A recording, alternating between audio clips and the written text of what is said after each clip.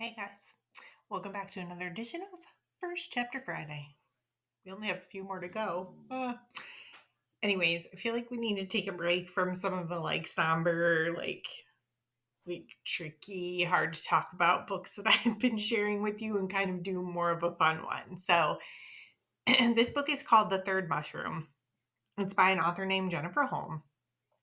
And contrary to popular belief, as we discussed in one of my classes today, it is not a sequel to the second Mushroom, as it seems like it could potentially be. However, it is in fact the sequel to a book called The 14th Goldfish.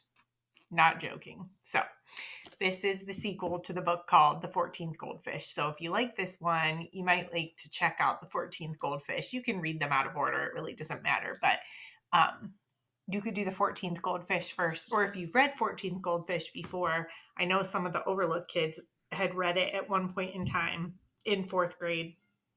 I guess that's what I just said, but it's cute too. So basically, the premise of this story is about science. So if you like science, then you may be really kind of into this book because the main character of the story and her grandfather love science. In fact, they have a cat who's named Jonas Salk after a famous scientist. And so they really think that way. So basically, the premise of the book is that they decide to enter the science fair together, the middle school science fair, and they're looking for the solution for eternal youth, is what their end goal is. So, um, it's a good book, and it's a kind of a quick read because the font's kind of big in it. Um, so it's a good one. Anyhow, the quote that I like from it is, "The point of having a hypothesis is not to be right, it's about the data. Sometimes the data takes you in a direction you never imagined, and you have an interesting result." So here's the first page. It's called Mushroom War. Again, I have attached the rest of the uh, part that I'm going to read if you're interested in it, but it's a good one. I think you're going to like it. So let's jump in. Chapter 1 is called The Mushroom War. Here we go. Maybe it's because I'm an only child, but my parents have always been a little obsessed with my eating.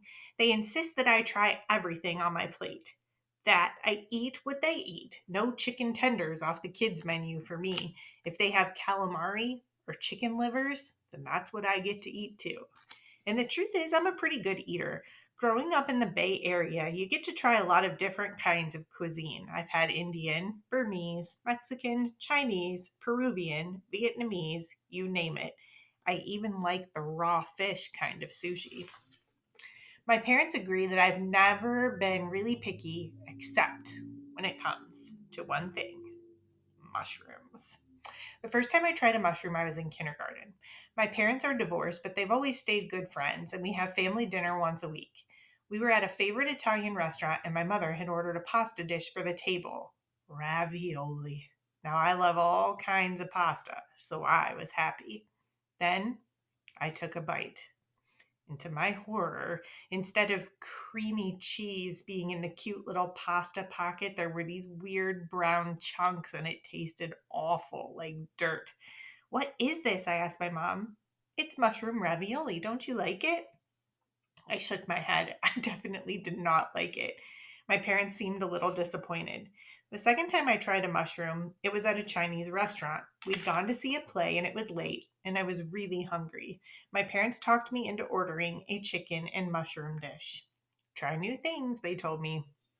But this time the mushroom had a horrible texture, rubbery and slimy. What was the deal with mushrooms anyway? Why were they so gross?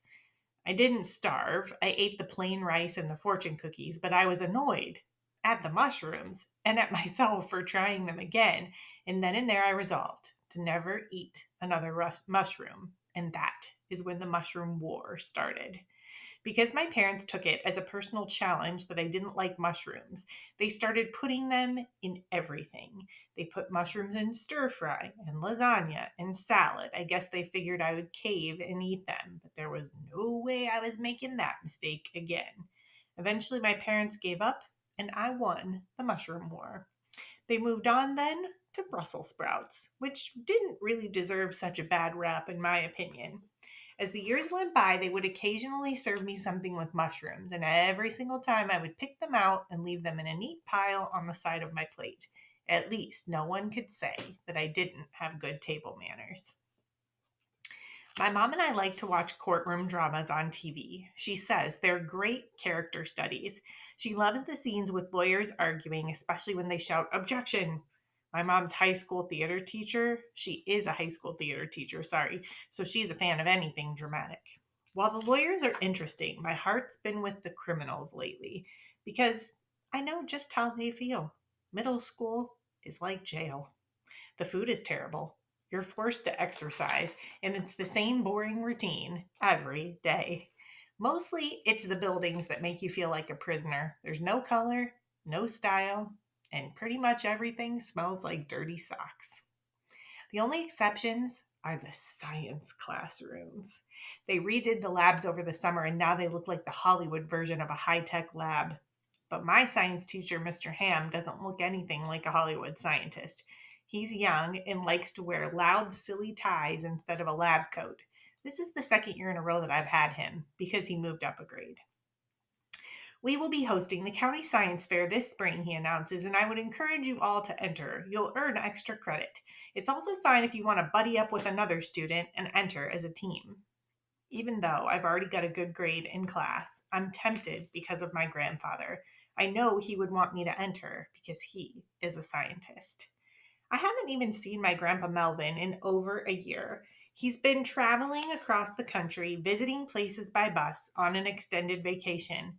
I miss everything about him. His old man fashioned style of wearing black socks, how he always orders Mugu Gai Pen at Chinese restaurants and steals the packets of soy sauce. Most of all, I miss talking to him.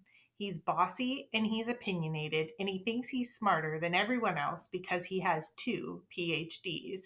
And maybe he is.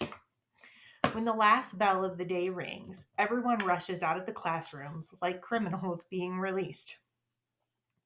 I spot Raj waiting for me by my locker. He's hard to miss. He's tall and lean and towers over most other kids, but that's not the only reason he stands out. Raj has the whole goth thing going on.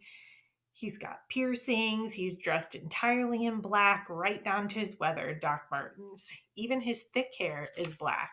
Well, except for the long blue streak on the front. It's striking, and it kind of makes him look like a wizard. Hey, I say. So you decided not to go for it, huh? He asked, studying my hair.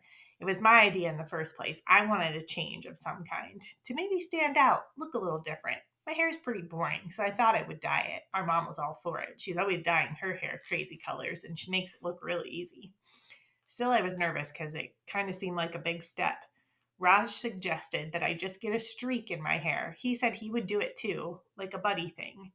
We endlessly debated colors. He liked the idea of red. I liked pink.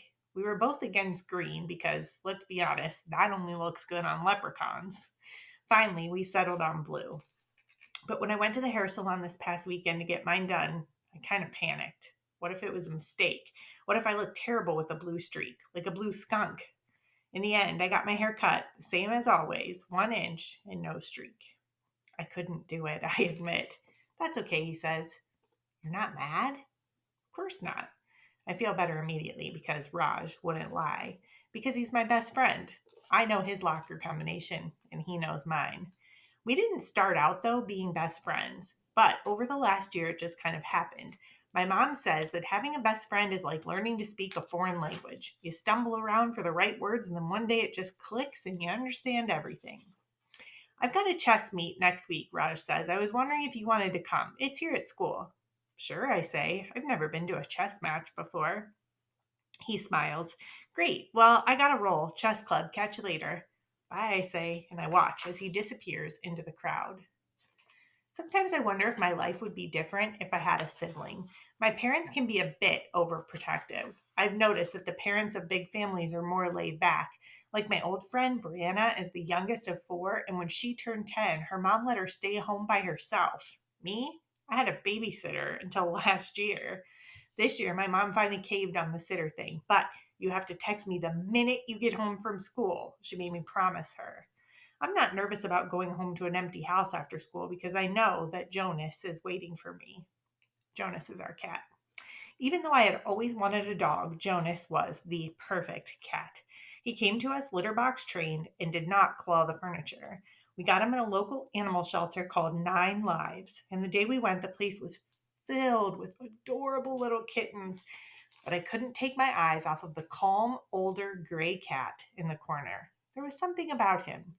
The lady at the shelter said he had been there for a while. He'd probably been abandoned by a person who moved away. It's crazy, but true. People sometimes leave their animals behind, like old sofas. So we took him home that day. Jonas is sitting on the front porch when I walk up the driveway and he twines around my legs. How's my favorite babysitter? I ask him. It's like our little joke. I text my mom that I'm home and I unlock the front door. The house is quiet.